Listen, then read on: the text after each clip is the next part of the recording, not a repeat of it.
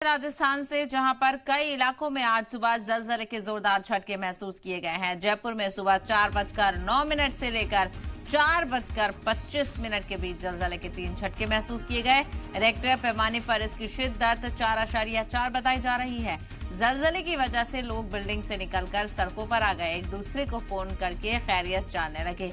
तो राजस्थान में जोरदार जलजले के झटके महसूस किए गए। कई इलाकों में सुबह से ही जलजले के जोरदार झटके महसूस किए गए। तस्वीरें आप देख सकते हैं, कितना खतरनाक जलजला आया। हालांकि किसी नुकसान की कोई इतला नहीं है, लेकिन 3 बार ये झटके महसूस किए गए।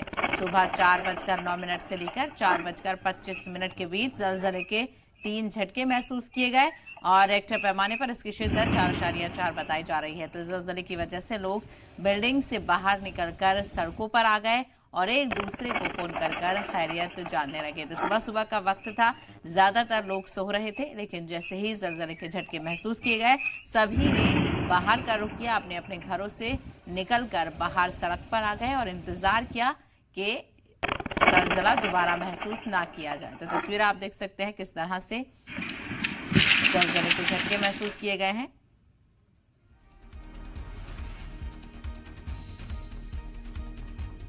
तो राजस्थान जलजले के झटकों से दहला।